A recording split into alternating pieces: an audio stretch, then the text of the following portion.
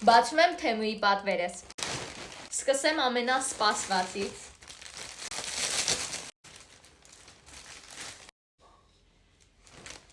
Անցանք հաջորդին։ Այս տուփը հլը բացենք։ Պատվիրել եմ 2 հատ բաժակ։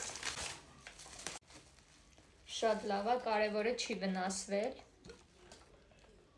Այս էլ ձողիկն է։ Այս ձողիկը լվանալու խոզանակը։ Քանի որ ապակյա ձողիկները բավականին վտանգավոր են, քանի որ կարող է վնասվեն ու դուք այդ ապակին առանց դիտակցելու կուտակ։ Դրա համար պատվիրել եմ այդ ձողիկների երկաթյա տարբերակը, չժանգոտվող պողպատից է։ Հիմա չգիտեմ, ինձ թվում է այս երկաթներից ինչ-որ համ կգա, բայց կփորձեմ իմանամ էլի։ Հաջորդը պատվիրել եմ այս սարքից բանջարեղեն կտրատելու համար։ Այս առանձին վիդեոյով կփորձեմ ցույց կտամ։ Հաջորդը մազերը չորացնելու համար սենց բան եմ պատվիրել։ Սենց շատ խառը բան ստացվեց։ Պատվիրել եմ կոկոսի յուղ ու ռոզմարինի յուղ, էլի մազերիս համար։